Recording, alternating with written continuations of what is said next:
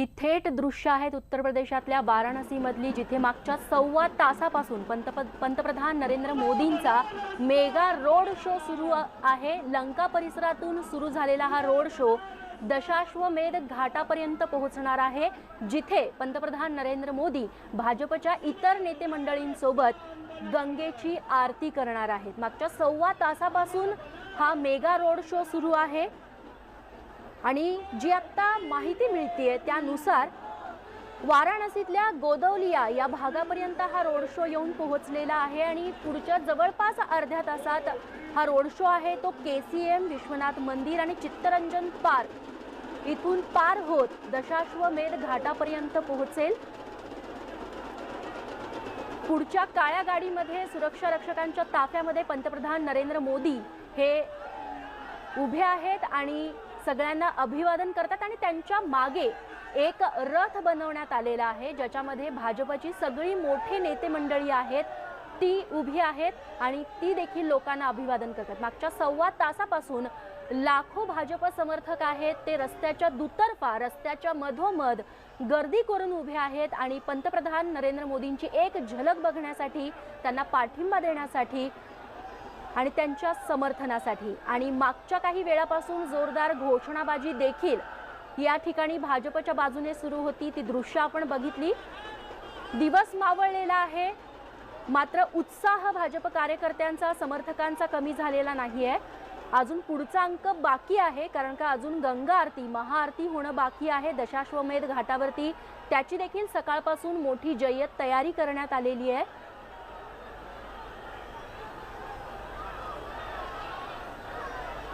सलग दुसऱ्यांदा पंतप्रधान नरेंद्र मोदी हे वाराणसीतून निवडणुकीच्या रिंगणात उभे राहिलेले आहेत आणि उद्या ते आपला उमेदवारी अर्ज या ठिकाणावरून दाखल करणार आहेत। त्याआधी आज ते वाराणसीत पोहोचले आणि त्यांचा हा भव्य रोड शो सुरू आहे। आज ते वाराणसीतच राहणार आहेत आणि उद्या ते आपला उमेदवारी अर्ज आहेत ते दाखल करतील। भाजपचे प्रवक्ते शिवराय कुलकर्णी आपल्या सोबत आहेत। शिवरायजी, ब्रेकच्या आधी काँग्रेसच्या अतुल लोंढे यांनी एक आरोप केला या संपूर्ण शक्ती प्रदर्शनावरून की एखादा दिवा विझायला आलेला असतो तेव्हा तो जास्त मोठा होतो, जास्त फडफडतो आणि त्यानंतर तो विझतो। तशाच पद्धतीचं हे शक्ती प्रदर्शन त्यांना दिसतंय, यावरती तुम्ही काय म्हणाल? एकतर अतुल लोंढेंना चष्मा त्यांनी बदलवला पाहिजे स्वतःचा। ते असं असतं ना की वृत्ती जशी असते माणसाची तशी त्याला दुनिया सृष्टी त्याला दिसत असते, त्यानुसार अतुल लोंढेंना ते सगळं तसं दिसतं। मुळात असं आहे की दिवा विस्तारणाचा मोठा निघालेला, एक ज्योत होती, त्या ज्योतीची आता मोठी ज्वाला झालेली आहे। हे लक्षात घेतलं पाहिजे की नरेंद्र मोदी ही या देशाची एक मोठी चळवळ झालेली आहे आणि त्याच्यामुळे हा उत्साह आहे, त्याच्यामुळे हे प्रेम आहे। त्यांनी अजून एक आरोप केला होता की मोदीजी एका स्वतंत्र गाडीत उभे आहे, मागच्या बाजूला योगीजी आणि अन्य नेते उभे आहेत। तर ही गोष्ट लक्षात घेतली पाहिजे की सुरक्षेच्या कारणामुळे आहे। अगदी स्पष्ट आहे की सुरक्षेच्या कारणामुळे मोदीजींना एवढ्या सगळ्या गर्दीमध्ये उभं राहू देणार नाही। ज्या पद्धतीने जनतेमध्ये मोदीजी गेले आहेत, तर कमीत कमी त्यांना चारी बाजूनी आपल्याला कवच कसं देता येईल, चारी बाजूनी लक्ष कसं ठेवता येईल, याच्यावरून सुरक्षा अधिकारी ती गोष्ट अमान्य करतात, त्यामुळे ते करावं लागतं। कारण की ही मानसिकता मुळात भाजपची नाही आहे। याचं कारण तुम्ही लक्षात घेतलं पाहिजे की नरेंद्र मोदींचे वडील या देशाचे पंतप्रधान नव्हते, योगीजींचे वडील या देशातले मुख्यमंत्री नव्हते। हे आपण बघा, सगळीकडे बघा की भारतीय जनता पार्टीमध्ये हा विषयच नाही आहे। काँग्रेसमध्ये कोणाचा विषय आहे? काँग्रेसमध्ये परंपरेने चालत आलेला आहे। त्यांनी तर या गोष्टी शिकून एक सामान्य घरामधून अत्यंत काबाड कष्ट करून चहा विकून स्वतःचा चरितार्थ चालवणाऱ्या कुटुंबातून आलेला एक तरुण तो आज या देशाचा महानायक बनतो आणि त्यांना माणसं चालत नाही, तर ते एकटे फिरतात, त्यांची हुकुमशाही आहे। आणि पटोले काय सांगतात? पटोले हा माणूस स्वतःशी तरी बांधील आहे का? नाना पटोलेंची उदाहरणं देऊन तुम्ही एवढ्या मोठ्या विषयांचं विश्लेषण करता, मला आश्चर्य वाटते की ज्या नाना पटोलेंनी स्वतःच्या राजकीय स्वार्थासाठी 3 वर्षामध्ये 4 वेळा या पक्षातून त्या पक्षातून, त्या पक्षातून त्या पक्षात सगळ्या गोष्टी केल्या आणि त्या पडद्याच्या मागच्या काय सगळ्या हालचाली आहेत त्या आज बोलायची वेळ नाही, त्याच्यावर एखाद्या वेळी बोलू। निवडणुकीच्या दरम्यान ते भरपूर बोलल्या गेलेलं आहे, त्याच्यामुळे त्यांची उदाहरणं देऊन सांगू नका।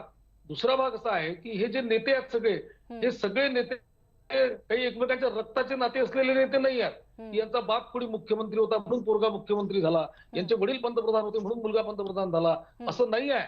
राहुल गांधी, प्रियंका गांधी, राजीवजी गांधी, इंदिराजी गांधी, सोनियाजी गांधी या एकूण घराण्याची गुलामगिरी करता करता, या घराण्याचे गोडवे गाता गाता मानसिकता ही बोलली मोदीजींमध्ये त्यांना हुकुमशाही दिसतो. पण मला असं वाटतं की कुलकर्णीजी मोदीजी एक प्रश्न मला पडलाय, असं वाटतं की कुलकर्णीजी एक प्रश्न मोदीजींचा- पडलाय. तुम्ही आता मोदीजींचा- म्हणालात की पंतप्रधान नरेंद्र मोदींची सुरक्षा महत्वाची आहे म्हणून त्यांना पुढे एका गाडीत ठेवण्यात आलं आणि बाकीचे केंद्रीय मंत्री आहेत तिथे, उत्तर प्रदेशचे मुख्यमंत्री आहेत तिथे, ज्यांना देखील Z+Y+Y सुरक्षा देण्यात आलेली असेल, ते सगळे नेते मंडळी आहेत ते एकत्र त्या मागच्या कॉन्वॉय मध्ये आहेत आणि एकटे पंतप्रधान नरेंद्र मोदी हे समोर आहेत. त्यांच्या सुरक्षेसाठी म्हणून त्यांना वेगळं काढले, मात्र बाकीची सगळी नेते मंडळी मागे आहेत ना. मला मान्य आहे ना. मी तुम्हाला आणखीन पुढे सांगतो की मोदीजी वारंवार काही वाराणसीमध्ये येऊ शकणार नाही. आपण समजून घेतलं पाहिजे की त्या मानाने बाकीचे नेते जे आहेत त्यांची व्यस्तता आणि मोदीजींची व्यस्तता याच्यामध्ये कमालीचं अंतर आहे. आज जनतेशी संवाद साधण्यासाठी तिथली जी जनता आलेली आहे, तिथल्या अन्य कोण्याही केंद्रीय मंत्र्याला, मुख्यमंत्र्याला बघण्यासाठी, अभिवादन करण्यासाठी तिथे जनता आलेली नाही. तिथल्या जनतेची अपेक्षा आहे की आमचा हा उमेदवार आहे, आमच्या वाराणसीचा उमेदवार आहे, वाराणसीचा नाव गौरवान्वित करणारा उमेदवार आहे, या देशाच्या पंतप्रधान पदाचा उमेदवार आहे, पंतप्रधान आहेत भावी, ही जी जनतेची अपेक्षा आहे, जनता त्यांना भेटायला आलेली आहे. आज जे तिथे सगळे लोक आलेले आहे, ते सगळे लक्षावधी लोक हे मोदीजींना अभिवादन करण्यासाठी आलेले आहे. आणि भारतीय जनता पार्टीच्या अन्य नेतृत्वाला हे कळतं. निवडणुकीच्या दरम्यान आज पुन्हा मोदीजी वाराणसीमध्ये उमेदवारी अर्ज दाखल केल्या गेल्यानंतर पुन्हा वाराणसीमध्ये त्यांचं येणं होईल की नाही सांगता येत नाही. कदाचित एखादी व्हिजिट देतील पण येणं होईल की नाही सांगता येत नाही. त्यामुळे आजच लोकांना त्यांना अभिवादन करायचं आहे आणि त्यांना सांगून द्यायचं की मी उभा आहे, माझ्या घरामध्ये मी प्रेम करत असलेल्या लोकांमध्ये उभा आहे, आता तुम्हाला सांभाळायचं आहे, ते सांगून जाणार आहेत. आणि म्हणून जनतेचाही तो दबाव आहे. जनतेला आज मोदीजींना भेटत आहे. बाकीचे नेते पुन्हा जातील, त्यांची व्यस्तता आणि मोदीजींच्या व्यस्ततेमध्ये पुष्कळ अंतर आहे. बाकीच्या नेत्यांचे पुन्हा प्रवास होऊ शकतात. सुरक्षेच्या दर्जामध्येही अंतर आहे. आपण हे समजून घेतलं पाहिजे की मोदीजी आणि अन्य नेत्यांच्या सुरक्षेच्या दर्जामध्येही अंतर आहे. आणि अनेकदा अनेक प्रचारांमध्ये आता ज्या दिवशी जो आपल्याच टीव्ही वाहिनीवर मी चर्चेमध्ये होतो, राहुलजींच्या चेहऱ्यावर जो प्रकाश टाकण्यात आला होता कुठल्या तरी लेझर बीमचा आणि ते स्नायपरचा वगैरे उल्लेख ज्या दिवशी केला होता, त्या दिवशी आजूबाजूला राहुलजींच्या कुठे नेते होते? राहुलजी एकटेच उभे होते त्या फोटोमध्ये. तर याच्यावरून त्या नेत्याचं मूल्यमापन तो हुकुमशाही पद्धतीचा आहे आणि अन्य नेते त्यांना सोबत घेत नाही, हे होऊ शकत नाही. ही गर्दी जी आपण दाखवत आहात ही सगळी जनता, सगळा देश बघताय. आज एका गाडीवर 50-25 नेते जर उभे केले, त्या 25 नेत्यांमधून लोकांना मोदीजींचं दर्शन होत नाही. तिथली जनता आज मोदीजींचं दर्शन घेऊ इच्छित आहे. तिथले लोक वेडे झालेले आहेत, लोक रस्त्यावर नाचतायत, लोक हलायला तयार नाही. आणि एवढ्या सगळ्या सुरक्षा झुगारून मोदीजी त्या जनतेच्या अभिवादनामध्ये किती तल्लीन झालेले आहे हे आपण सगळं चित्र बघतोय. म्हणजे एवढ्या निवडणूक प्रचार केल्यानंतर, रात्र जागल्यानंतर, एवढ्या सभा घेतल्यानंतर, डोळ्याला नीट झोप नसतानाही मोदीजी ज्या ऊर्जेने, ज्या उत्साहाने या जनतेला तिथलं अभिवादन करतायत, सगळा देश पाहतोय, सगळ्या देशाला स्फूर्ती या सगळ्या प्रकरणातून मिळते आहे. त्यामुळे आपण हे समजून घेतलं पाहिजे. मला वाटत नाही की या पद्धतीचे आरोप करून असा आहे की अन्य नेत्यांना दुसऱ्या गाडीत बसवलं. अरे आमचे नेते दुसऱ्या गाडीत नाही, आमचे नेते पायी देखील चालायला तयार आहे, कारण की मोदीजी आमचा सगळ्यांचा नेता आहे. हे समजून घेतलं पाहिजे. निश्चित. कुलकर्णीजी याच्यामध्ये आरोप करण्याचा कुठलाही मुद्दा नव्हता, ही फक्त एक स्वाभाविक शंका होती. कारण का कुठलाही रोड शो असताना आपण बघतो की मुख्य उमेदवार आणि त्याच्या सोबतची इतर नेते मंडळी जी स्टार प्रचारक म्हणून ओळखली जातात, ती सगळी नेते मंडळी त्यांच्या सोबत असतात. आतापर्यंत आम्ही ज्या बातम्या कव्हर केलेल्या आहेत आम्ही त्यात तसं बघितलंय. आम्हाला आज चित्र वेगळं दिसलं म्हणून त्याबद्दल शंका विचारली. हे कुठल्याही प्रकारचे आरोप नव्हते किंवा हुकुमशहा किंवा हे शब्द आम्ही वापरलेले नव्हते. पण धन्यवाद ही सगळी प्रतिक्रिया आम्हाला दिलीत आणि तुम्ही आपल्यासोबत राहात. प्रशांत लीला रामदास थेट या मेगा रोड शो मधून आपल्यासोबत आहेत. प्रशांत, कुठवर ही मेगा रोड शो पोहोचलेला आहे आणि आता जी गंगा आरती आहे ती किती वाजेपर्यंत सुरू होईल अशी माहिती मिळते?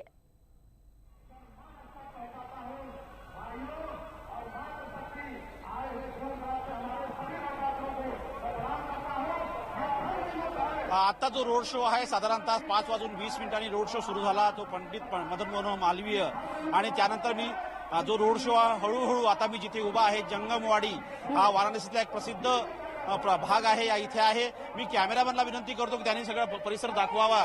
ज्या पद्धतीनं हा संपूर्ण माहोल पाहायला मिळतोय की हा जो आहे जंगमवाडी आहे, इथे मराठी समाजाच्या वतीने नरेंद्र मोदींचं स्वागत करण्यात येणार आहे. महाराष्ट्रीयन फेटे महिलांनी घातलेले आहे, पुरुषांनी घातलेले आहे. सोबतच जर बघितलं आपण तर नऊवारी नेसून या महिला सगळ्या आहे तिथे. आणि हा रोड शो जो आहे साधारणतः श्रीलंकेवरून निघाला, त्यानंतर तो पोहोचलाय आता पहलवान लस्सी सेंटरला, त्यानंतर तो आता समोर समोर येत आहे. हा जो संपूर्ण रोड शो आहे 7 किलोमीटरचा आहे. हे त्यापैकी एक स्टेशन आहे. आणि आपल्याला या स्टेशन दरम्यान जर बघितलं आपण अनेक बूथ निर्माण केलेले आहेत. बंगाली बूथ आहे, त्यानंतर मराठी बूथ आहे, नाविक बूथ आहेत, त्यानंतर मुस्लिम बूथ आहे. यांच्या वतीनं स्वागत करण्यात येत आहे आणि तो स्वागत समारंभ सतत सुरू आहे. फुलांचा वर्षाव सुरू आहे. स्टुडिओ निश्चित प्रशांत, आता हा संपूर्ण रोड शो पूर्ण व्हायला किती वेळ लागेल आणि किती वाजेपर्यंत गंगा आरती सुरू होईल याबद्दलचे काय तपशील?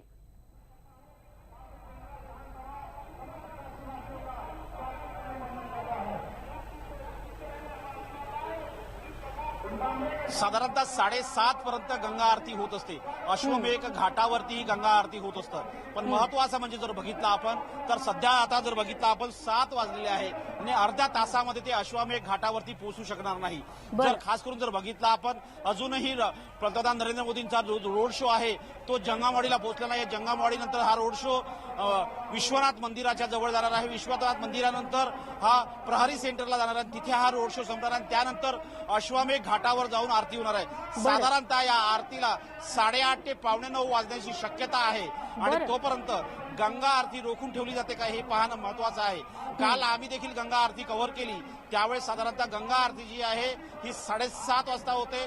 7:15ला ध्वन आणि संगीताचे आणि वाजंत्रीचे धून वाजायला सुरुवात होते. आणि त्यानंतर हळूहळू धूप आरती, त्यानंतर अगरबत्तीची आरती, नंतर फुलांची आरती, शेवटी दीपांची आरती. अशा प्रकारे गंगा आरतीचा एक नित्यक्रम असतो. तर तो नित्यक्रम किती पुढे जातो हे पाहणं महत्वाचं ठरणार आहे. स्टुडिओ प्रशांत, त्यासोबतच पंतप्रधान नरेंद्र मोदींच्या मागे जो भाजप नेत्यांचा ताफा आहे त्या ताफ्यामध्ये कोणकोणते नेते मंडळी आहेत?